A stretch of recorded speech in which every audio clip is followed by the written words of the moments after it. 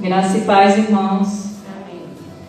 Nesta manhã eu quero também estar saudando os nossos irmãos que nos assistem nesta manhã. Que o Senhor continue abençoando a vida de cada um. Nesse momento nós iremos orar ao Senhor, agradecendo por mais um dia de vida, por estarmos na Tua presença, para louvar e engrandecer o Seu santo nome. Oremos. Santíssimo Deus e eterno Pai, a Ti, Senhor, toda a honra, toda a glória, todo o louvor e toda a adoração. Te agradecemos, Senhor, porque grande é a Tua fidelidade, grande é o Teu imenso amor. Muito obrigado, Senhor, por mais um dia, porque estamos aqui, Senhor, para prestarmos o nosso culto, o nosso louvor e a nossa adoração a Ti. Fala conosco nessa manhã, Senhor, através da Tua palavra, através dos louvores entoados. Que o Teu nome seja glorificado, Senhor, neste dia. Direciona a vida de cada servo Teu, Senhor, os que estão presentes, os que estão por vir, os que estão nos assistindo. Que o Senhor vá de encontro a cada filho Teu, Senhor, abençoando, sustentando e fortalecendo em Ti. Essa é a nossa oração nesta manhã. A nossa gratidão, Senhor, por mais um dia na Tua presença. Em nome de Jesus. Nesse momento eu quero passar a palavra para o pastor.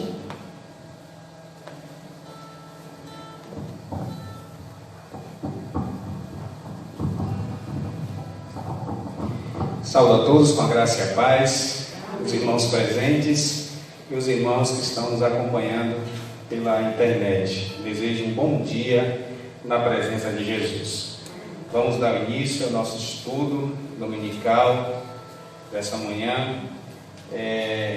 Eu convido os irmãos a abrir as suas Bíblias no Evangelho de Mateus, onde nós estamos estudando o sermão profético do Senhor Jesus. Então você aqui presente pode abrir a sua Bíblia, e você em casa, você pode também abrir sua Bíblia física, então está acessando também aí o seu dispositivo que tem o aplicativo da Bíblia para você estar acompanhando a leitura da Palavra de Deus. Mateus, capítulo de número 24.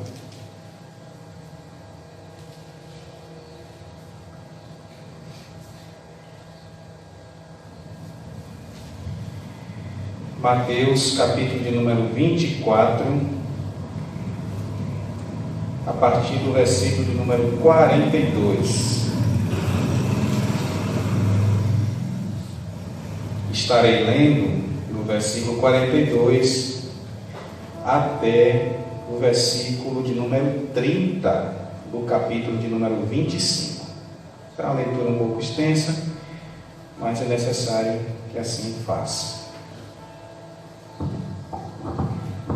Mateus 24, a partir do versículo de número 42. Acompanhe aí na sua versão bíblica.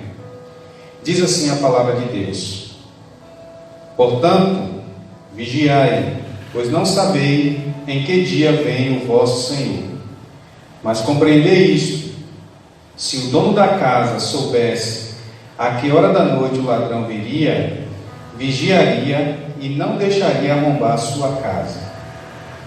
Por isso, ficai também preparados, pois o Filho do Homem virá numa hora em que não esperais. Quem é, pois, o servo fiel e prudente, que o Senhor encarregou dos outros servos, para lhe dar o alimento no tempo certo? Bem-aventurado o servo, a quem seu Senhor, quando vier, encontrar agindo assim. É verdade vos digo que o encarregará de todos os seus bens. Mas se aquele outro, o mau servo, disser no coração: meu Senhor demora a voltar, e começar a espancar os seus conservos, e a comer e a beber com os bêbados, o Senhor daquele servo virá num dia em que ele não o espera, e numa hora que não sabe, e lhe infligirá castigo, e lhe dará o destino dos hipócritas. Ali haverá choro e ranger de dentes. O reino do céu será semelhante a 10 virgens, que tomando as suas lâmpadas, saíram ao encontro do noivo. 5 delas eram insensatas e 5 prudentes. Ao pegarem as lâmpadas, as insensatas não levaram azeite. As prudentes, porém, levaram azeite em suas vasilhas, juntamente com as lâmpadas. E demorando o noivo, todas começaram a cochilar e a dormirem. À meia-noite, porém, ouviu-se um grito: o noivo chegou, sai ao encontro dele. Então todas as virgens se levantaram e prepararam as suas lâmpadas. E as insensatas disseram às prudentes: dai-nos do vosso azeite, pois nossas lâmpadas estão se apagando. Mas as prudentes responderam: não, talvez não haja o suficiente para nós e para vós. Ide, porém, aos que vendem azeite e comprai para vós. E assim aquelas saíram para comprá-lo. O noivo chegou. As que estavam preparadas entraram com ele para a festa de casamento e fechou-se a porta. Depois também chegaram as outras virgens e disseram: Senhor, Senhor, abre-nos a porta. Ele, porém, respondeu: em verdade vos digo que eu não vos conheço. Portanto, vigiai, pois não sabeis nem o dia e nem a hora. Também é como um homem que, ausentando-se do país, chamou os seus servos e lhe entregou os seus bens. A um deu 5 talentos, e outro 2, e a outro 1, de acordo com a capacidade de cada um. E saiu em viagem. O que havia recebido 5 talentos foi negociá-lo. Imediatamente ganhou mais 5. E da mesma forma, o que havia recebido 2, ganhou mais 2. Mas o que havia recebido 1, cavou um buraco na terra e escondeu o dinheiro do seu senhor. Depois de muito tempo, o senhor daqueles servos voltou para acertar contas com eles. Então, chegando o que havia recebido 5 talentos, apresentou-lhe mais 5 talentos. E disse o Senhor: entregaste-me 5, e disse ao Senhor: entregaste-me 5 talentos, aqui estão mais 5 que ganhei. E o seu Senhor lhe disse: muito bem, servo bom e fiel. Foste fiel sobre o pouco, sobre muito te colocarei. Participa da alegria do teu Senhor. Chegando também o que havia recebido 2 talentos, disse: Senhor, entregaste-me 2 talentos, aqui estão mais 2 que ganhei. E o Senhor lhe disse: muito bem, servo bom e fiel. Foste fiel sobre pouco, sobre muito te colocarei. Participa da alegria do teu Senhor. Por fim, chegando o que havia recebido 1 talento, disse: Senhor, eu sabia que és um homem severo, que colhes aonde não semeastes e recolhe onde não plantaste. Então fiquei com medo e fui esconder na terra o teu talento. Aqui tens o que é teu. Mas o Senhor lhe respondeu: servo mau e preguiçoso, sabias que eu colho onde não semeei e recolho onde não plantei? Devias então entregar o meu dinheiro aos banqueiros, e ao voltar eu teria recebido com juros. Tirai dele o talento e entregai ao que tem 10 talentos. Pois a todo que tem, mais lhe será dado, e terá com fartura, mas ao que não tem, até aquilo que tem lhe será tirado. Lançai o servo inútil nas trevas exteriores, ali haverá choro e ranger de dentes. Graças a Deus pela palavra. Irmãos, eu troquei de máscara, minha máscara está curta, e eu vou tirar, porque está muito embaçando, senão vai atrapalhar o estudo, tá? Vou manter aqui a distância do microfone, senão não vou conseguir raciocinar aqui no estudo da palavra de Deus. Vamos orar? Vamos colocar de pé para vocês descansarem os bancos. Descansarem os bancos. Já alongar aí para ficar mais ou menos uns 40 minutos sentados. Vamos orar. Pai, muito obrigado, ó Deus, pela porção da Tua palavra. Obrigado, Senhor, pela instrução da mesma, que será, Senhor, ministrada nesta manhã.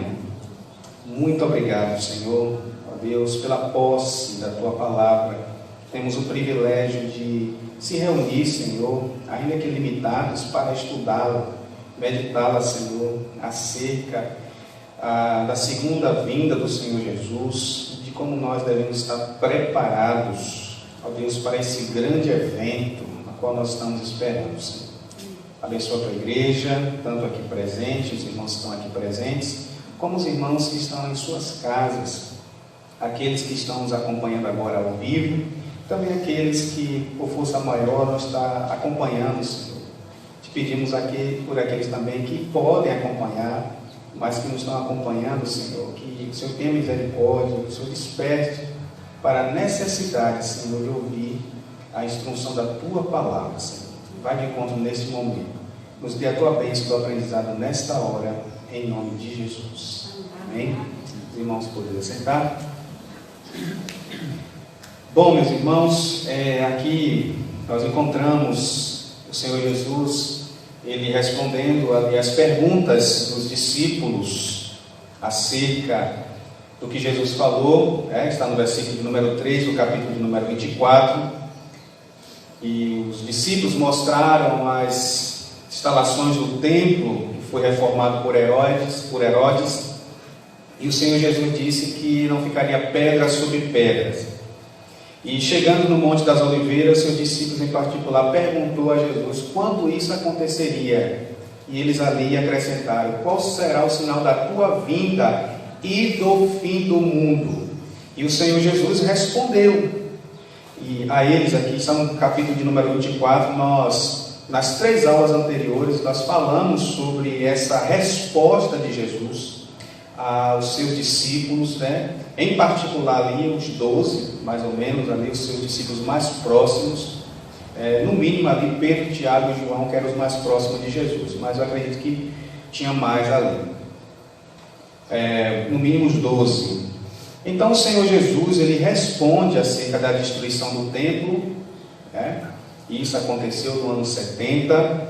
Jesus fala sobre os sinais que Ele fala aqui, que são o princípio das dores. Nós vimos isso, os sinais de garantia da volta de Jesus, os sinais de proximidade e os sinais de eminência. A gente falou sobre a forma didática para a gente entender esses sinais, Então, as guerras, as epidemias, que mais? Apostasia são sinais de garantia, a pregação do Evangelho, sinal de eminência.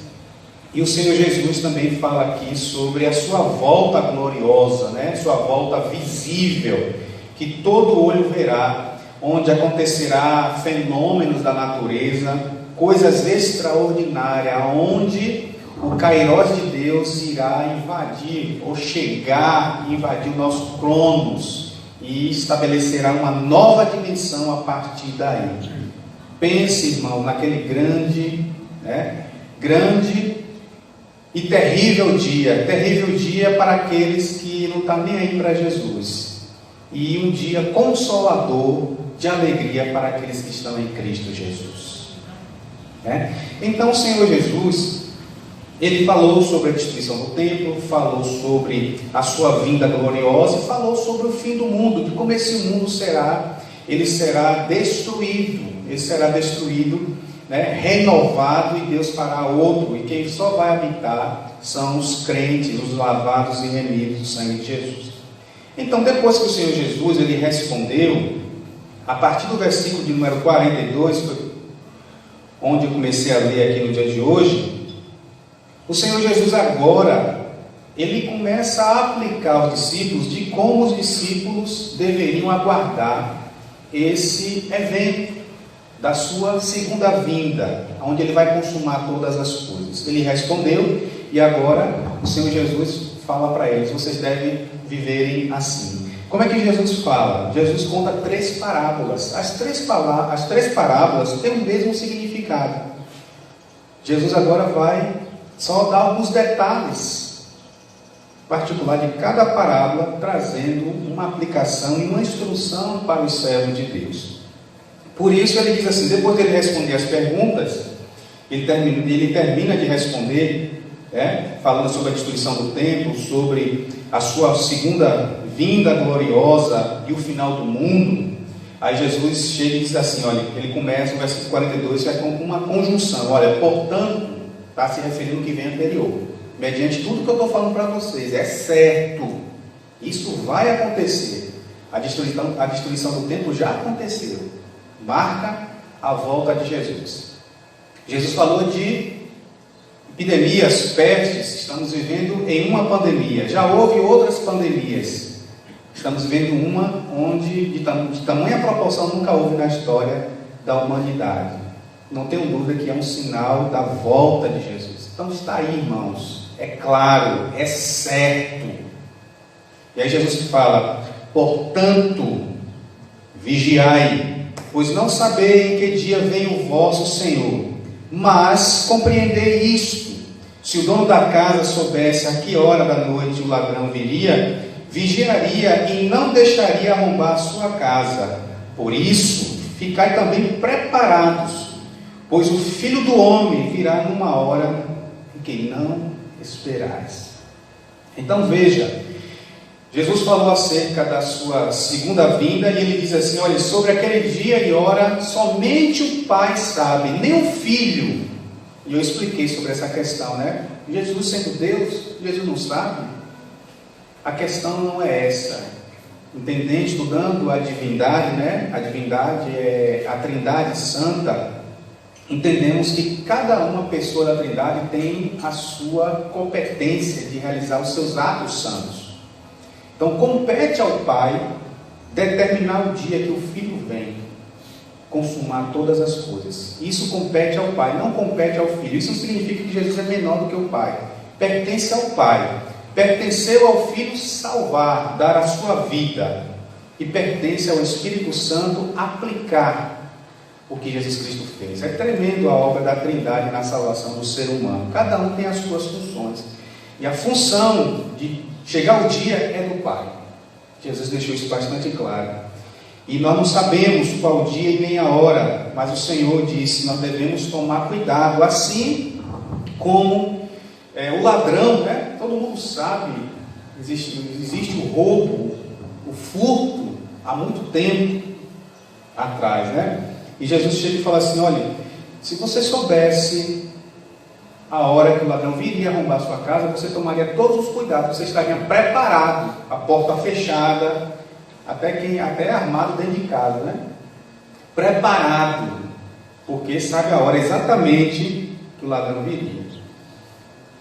E aí Jesus chega e fala bem assim, mas como vocês não sabem a hora, nem o dia, vocês devem estar sempre, todos os dias, preparados.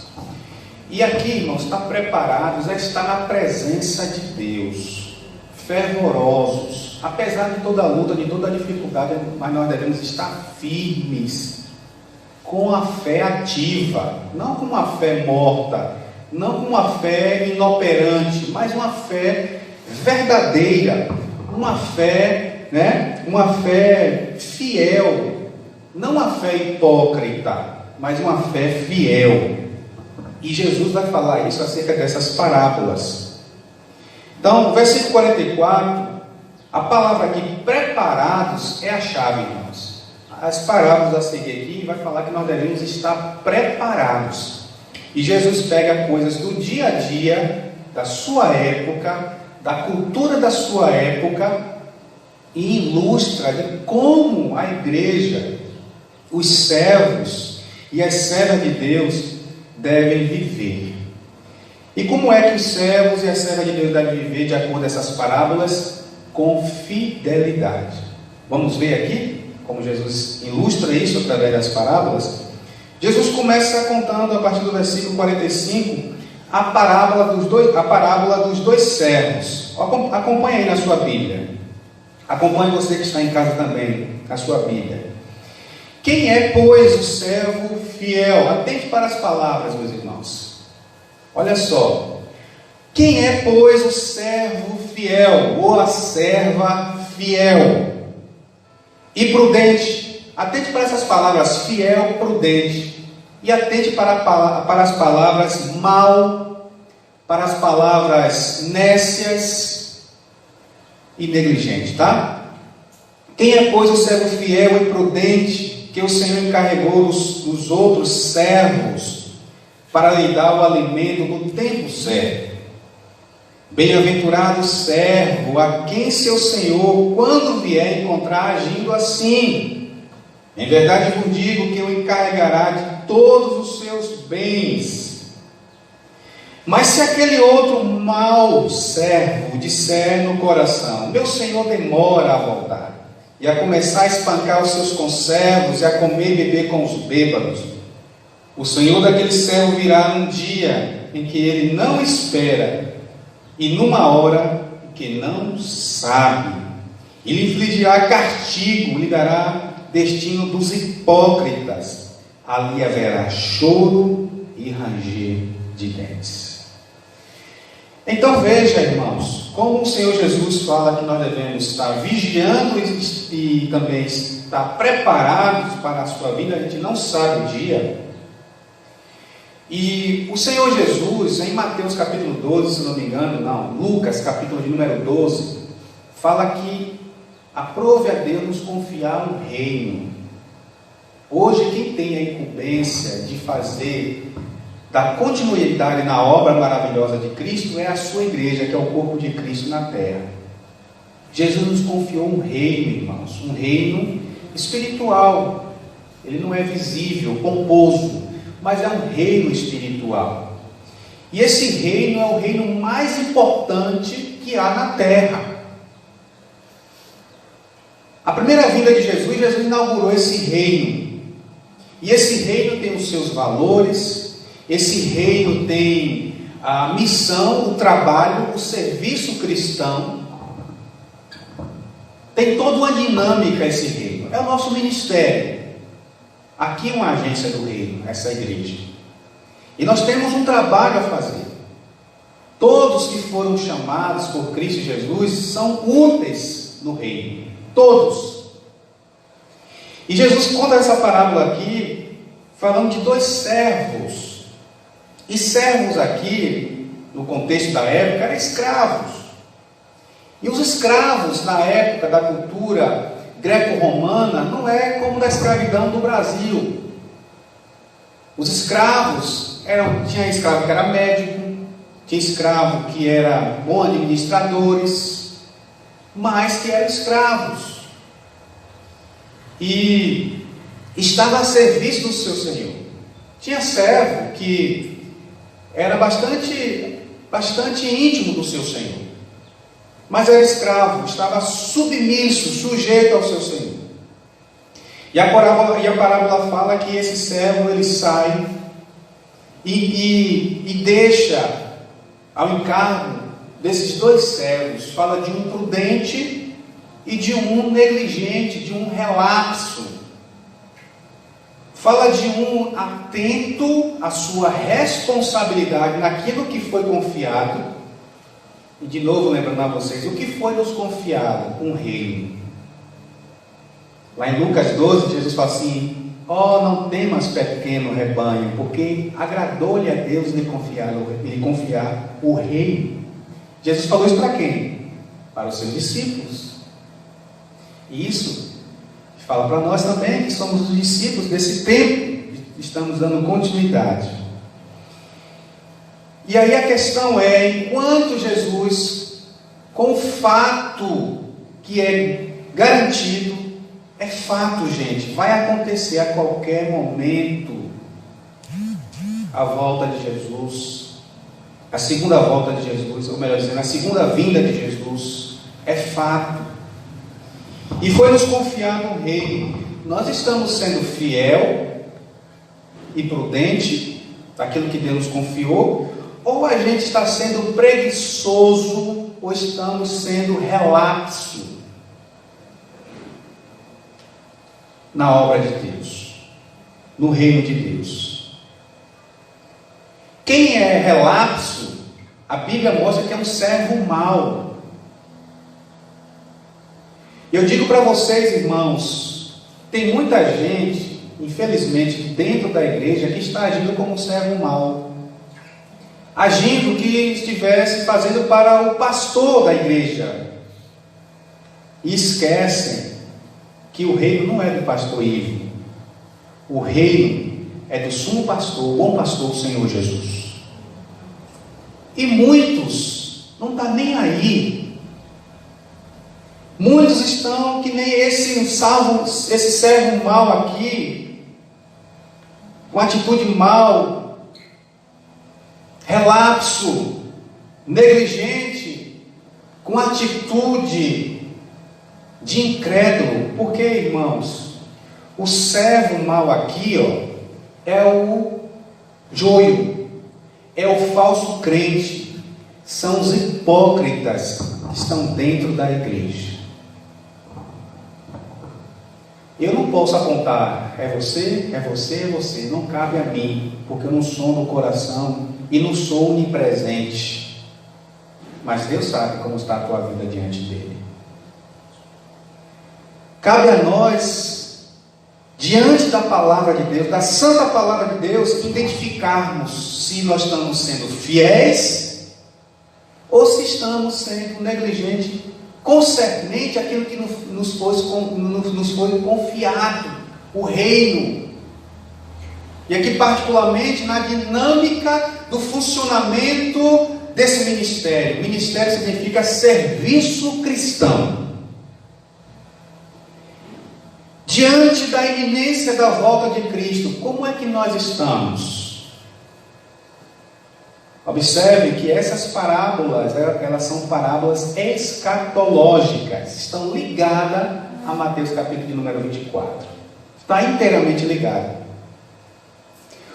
O discurso de Jesus, ele vai terminar no capítulo de número 26. Vou ler aqui rapidinho. Havendo Jesus concluído todas essas palavras, aqui ele encerra o sermão profético no capítulo de número 26. O capítulo de número 25, Jesus agora está aplicando como nós devemos viver.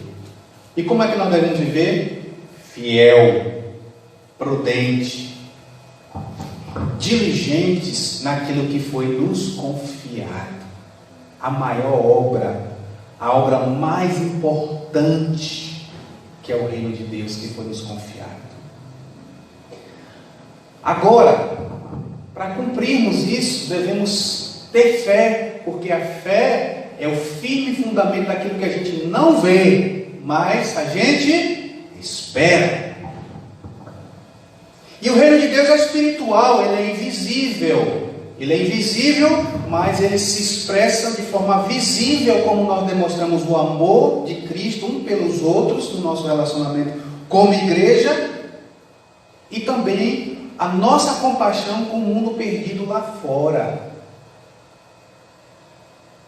Quando a gente vive uma harmonia em comunhão, aqui dentro, entendendo o que a gente deve fazer, a gente vai para fora.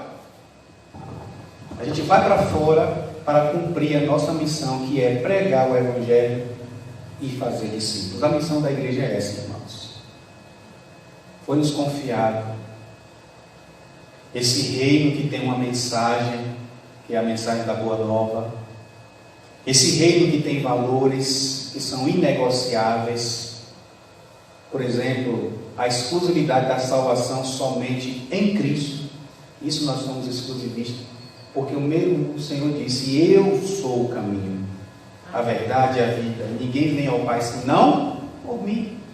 São princípios inegociáveis da fé cristã, mediante tantas religiões que tem aí no mundo, que não salvam. Só há salvação em Cristo. E quem vai dizer isso é eu e você. Com fervor, sem medo. Sem medo. Estamos vivendo em um tempo onde o pavor e o medo têm ameaçado muitas pessoas. Eu tenho falado aqui domingo de manhã.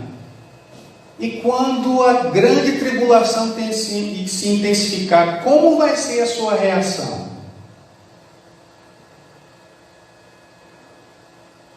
Jesus diz que aquele que perseverar até o fim será salvo. Jesus diz: todo aquele que me confessar diante dos homens, eu confessarei diante do meu Pai que está no céu. Mas todo aquele que me negar diante dos homens, eu negarei diante do meu Pai. Apocalipse capítulo 21, versículo 8, diz que ficarão de fora os tímidos, os covardes. Muita gente hoje está negando Jesus com seus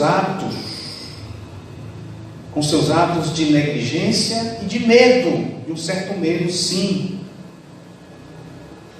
Estão negando. Aí eu pergunto, a pandemia vem até para um ensaio de como a gente vai encarar a grande tribulação, que o negócio vai pegar, irmãos. Porque hoje nós, antes de eu explicar isso, não estou querendo dizer que a gente deve viver uma vida de negligência, de não tomar cuidado, de não se precaver em relação ao vírus. Eu estou em sanidade, eu estou em perfeito juízo. Mas eu estou falando, você está entendendo o que eu estou falando? Estou falando da sua atitude diante de fé, diante dessa situação. Porque na grande tribulação, a nossa vida vai estar em xeque, irmãos. E o morrer em Cristo será um culto a Deus, será um serviço a Deus, em prova a fidelidade,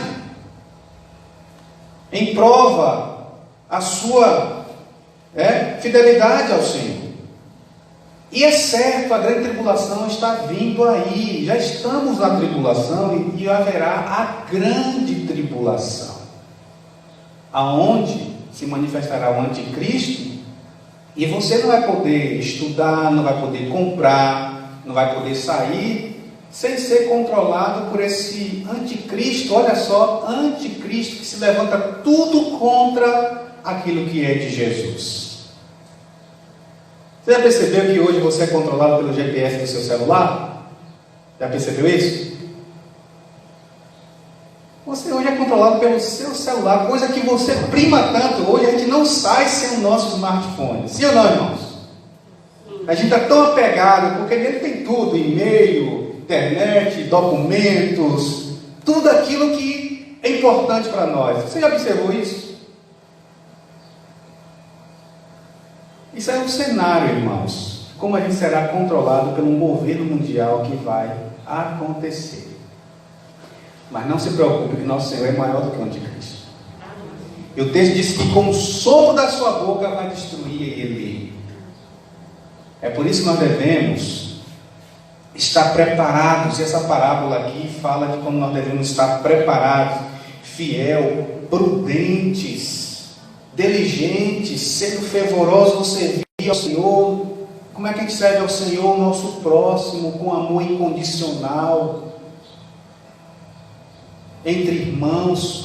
Porque se a gente não começar a amar aqui dentro da igreja, a gente não vai amar o mundo.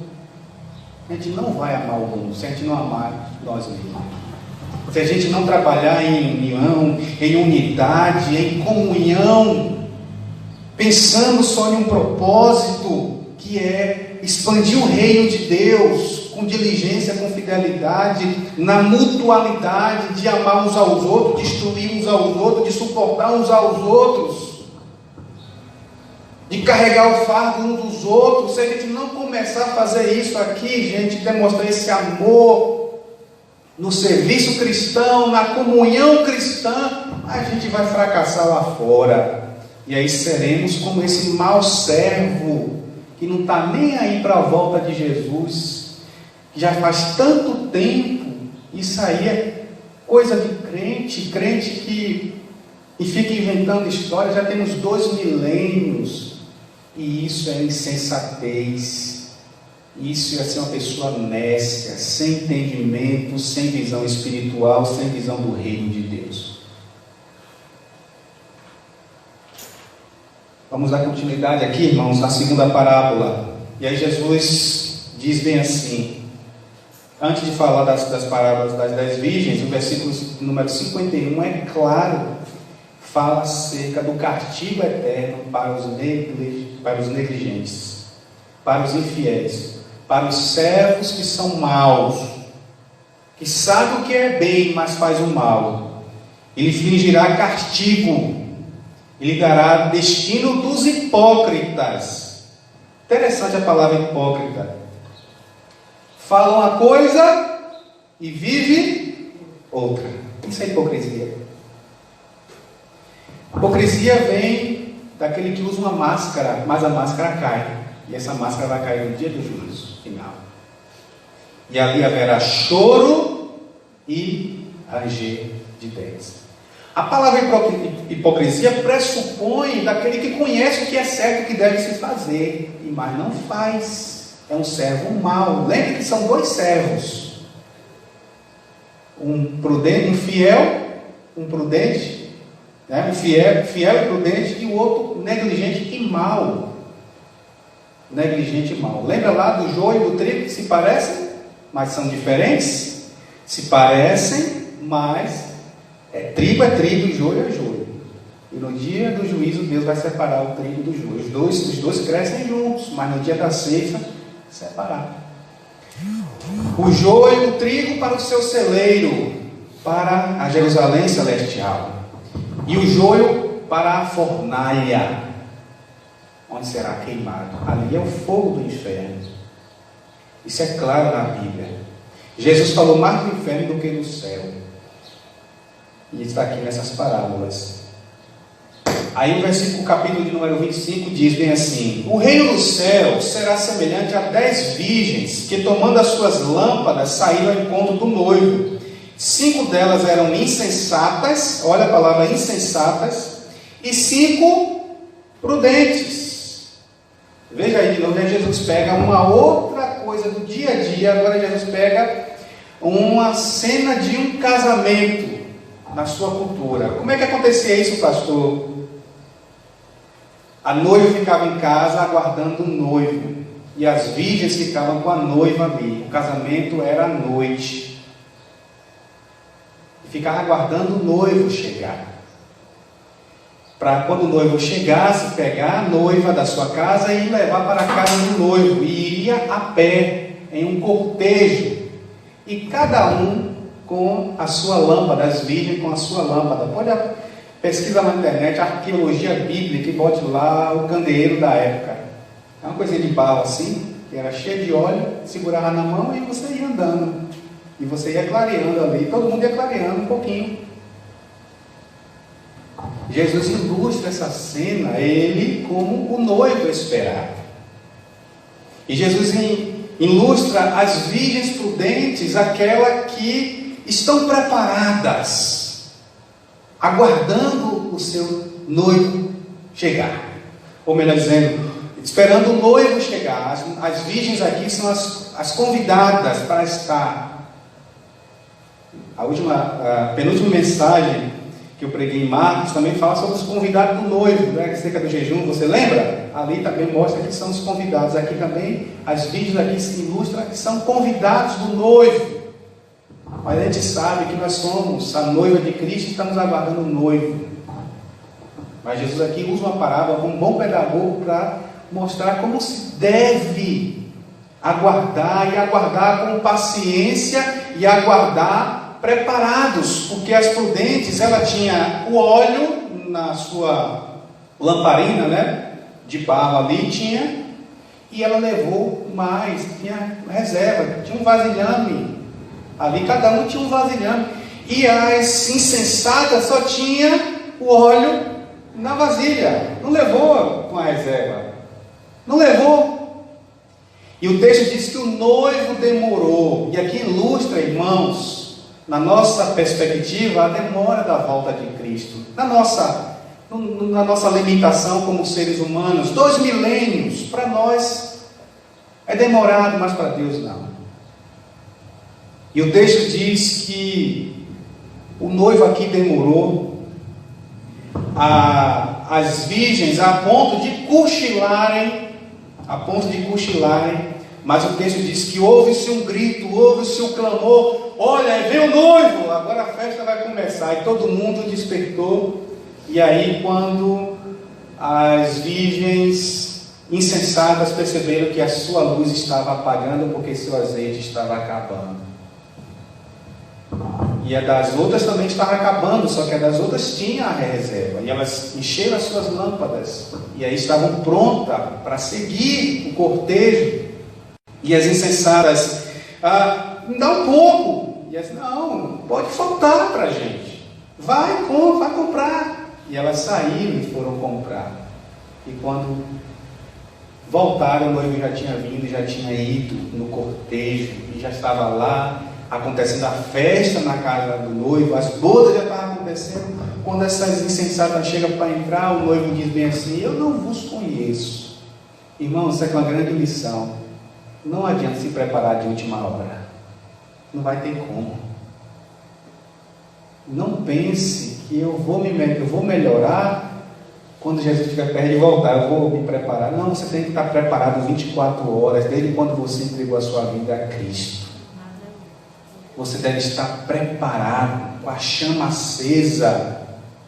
Pegando aqui uma ilustração também de Eclesiastes, lá do capítulo 3, nunca falte óleo sobre a tua cabeça. Nunca falte a presença do Espírito na tua vida. E como é que a presença do Espírito é manifestada? Através do fruto do Espírito. Não é através de dons espirituais que a gente vai ver isso aqui. Não é através de manifestações externas, de poder, entre aspas, que identifica uma verdadeira espiritualidade. Mas o que indica uma verdadeira espiritualidade é andar no Espírito, não satisfazer as vontades da carne. É estar produzindo o fruto do Espírito, que é o quê? Amor, alegria, paz, fidelidade. A palavra fidelidade aqui é muito importante para o estudo dessa noite, que é uma virtude do Espírito. Fidelidade. Fidelidade.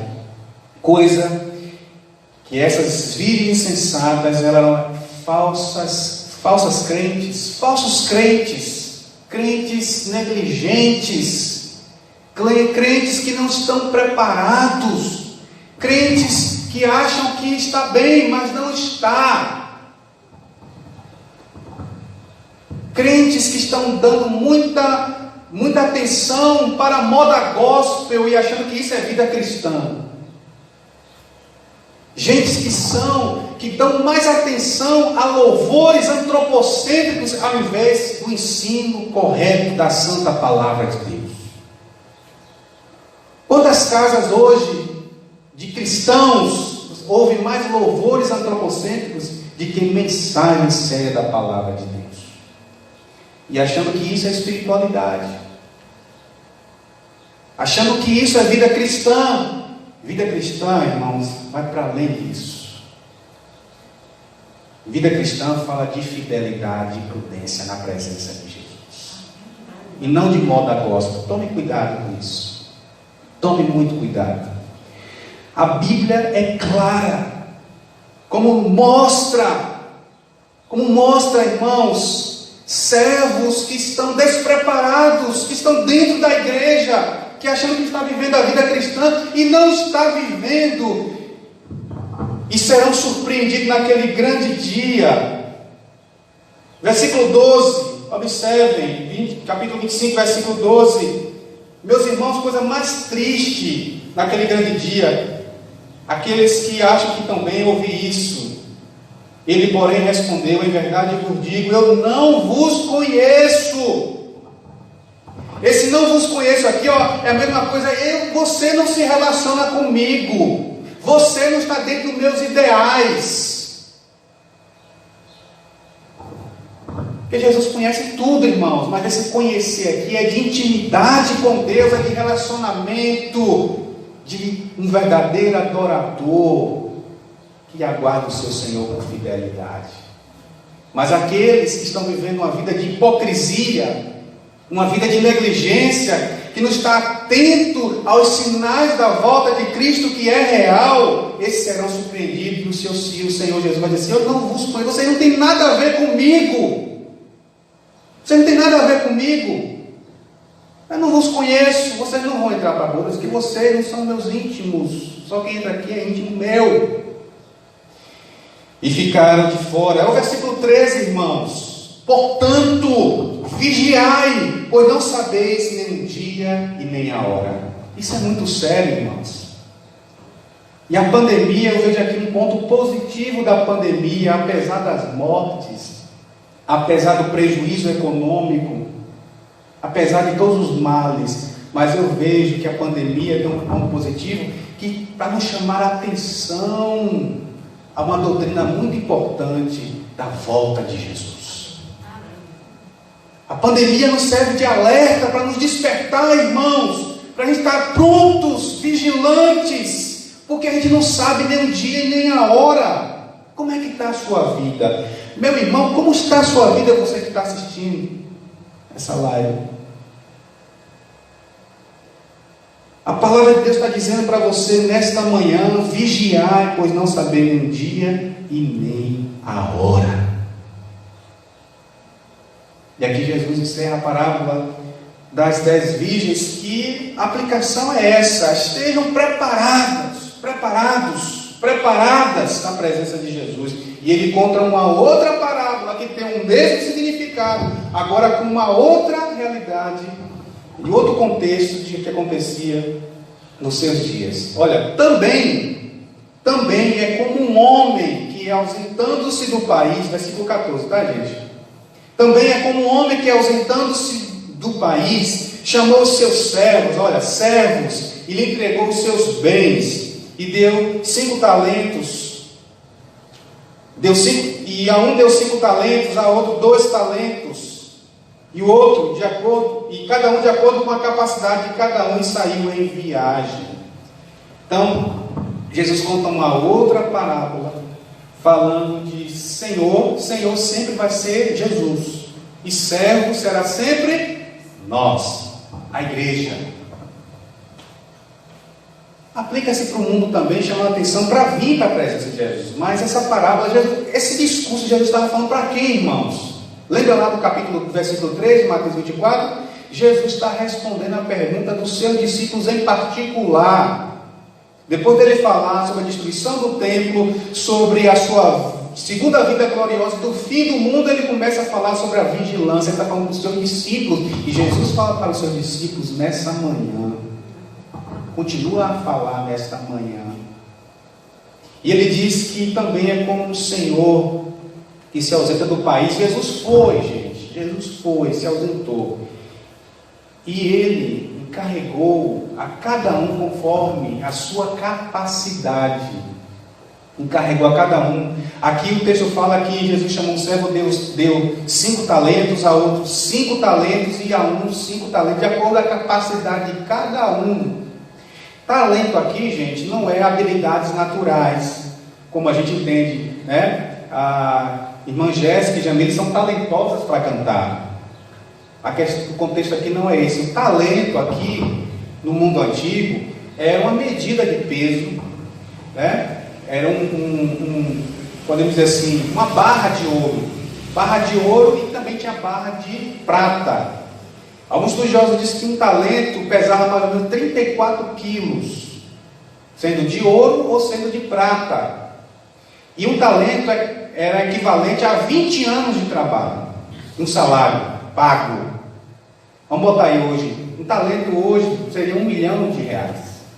Um exemplo, só um exemplo, um talento de ouro.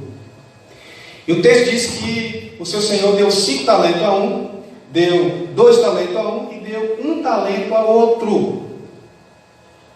E deixou para eles administrarem.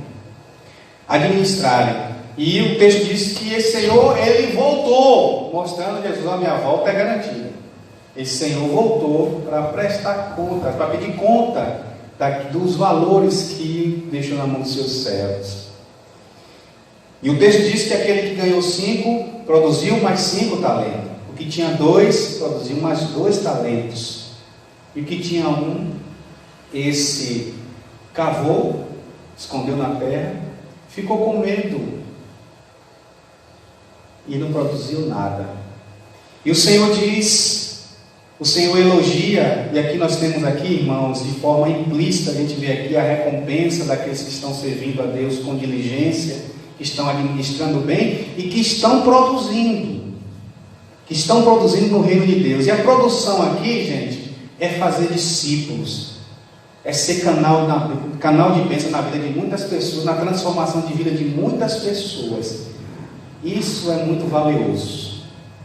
Não tem coisa mais valiosa do que uma vida transformada, uma vida que era totalmente lançada numa maçã do pecado e agora é recuperado na presença de Jesus, não tem preço.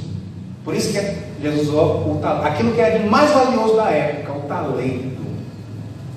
Lembra que eu falei para vocês que foi nos confiado um reino? Muito valioso, gente, com seus valores, com a sua mensagem, com um alto preço que foi pago, que foi o sacrifício de Jesus. Paulo diz que a gente não foi comprado nem por ouro, nem por prata, e nem por nenhuma pedra preciosa, mas nós fomos comprados pelo sangue de Jesus.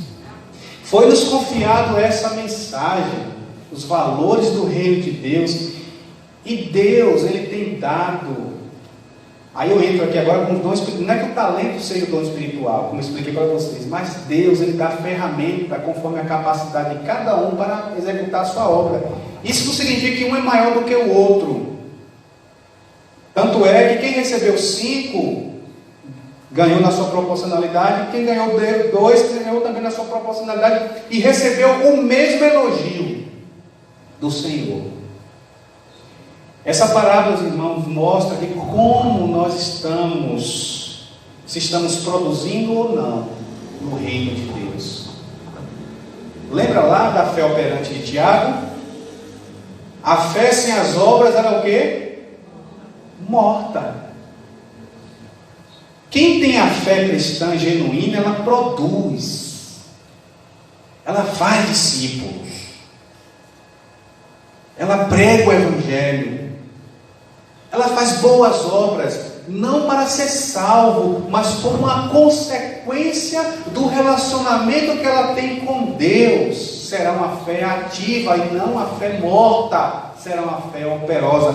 Jesus está dizendo, enquanto Ele não vem, nós devemos ser operosos, frutíferos, em toda a nossa vida cristã, irmãos, tanto no testemunho, como na nossa evangelização, e na nossa obra de missões aqui nessa terra.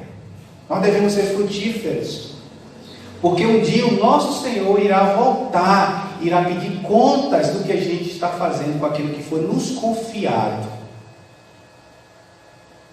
O texto diz que o servo aqui, negligente, recebe uma repreensão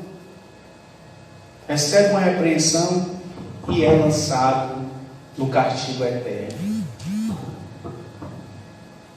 Crente infrutífero, crente que não produz, expressa uma fé morta. Tiago que vai explicar isso muito bem. A sua fé não é verdadeira. E isso pressupõe que nunca foi crente, nunca teve a fé salvadora. Vocês estão entendendo a gravidade, a seriedade? Tem muita gente perdida dentro da igreja, irmãos, achando que está bem com Deus e não está. Achando que está fazendo muita coisa para Deus, mas está fora do propósito. Tem muita gente que se apega com coisas fúteis dentro do reino. Não é aquilo que Jesus gastaria energia. Jesus gasta energia com gente. Jesus gastou energia com gente. Olha, as aves do ninho os pássaros têm os seus ninhos, as raposas têm os seus confins, mas o Filho do Homem não tem de reclinar a cabeça. E o texto diz que Jesus, de forma incansável, durante 3 anos, percorria a Galileia toda, povoados, aldeias, pregando o reino de Deus. Jesus buscando gente. A gente busca outras coisas hoje, que a nosso entender é a obra de Deus, e na verdade às vezes não é a obra de Deus. Gente, põe uma coisa na cabeça: a missão da igreja é pregar o Evangelho e fazer discípulos. As boas obras vêm a reboque disso, porque Paulo diz que nós somos salvos pela graça mediante a fé, não das obras, mas Paulo fala que as obras foram criadas para que a gente andássemos nelas. Se eu prego o Evangelho, eu estou fazendo uma grande obra, irmãos, porque eu estou expressando o amor de Jesus, estou vivendo o amor de Jesus, e se eu ver que a pessoa está necessitada, eu vou expressar compaixão e graça na vida dessa pessoa, mas primeiro eu estou pregando o Evangelho para ela, e estou dizendo para ela: segue-me como eu estou seguindo a Jesus. E a gente estende a mão para ajudar nas suas necessidades materiais. E nós devemos produzir produzir. Porque senão, irmãos, nós seremos achados como servos infrutíferos. Amém? Eu estou preocupado com o horário, já é 10 horas, a live vai cair. Eu peço a Carlinhos, dê uma olhadinha aqui, Carlinhos, é melhor encerrar essa live, porque ela vai cair em 2 minutos, para a gente não ficar aqui uma coisa cortada, a gente estiver falando e cortando. Carlinhos, pode encerrar essa live e começar outra para a gente dar continuidade aqui aos trabalhos.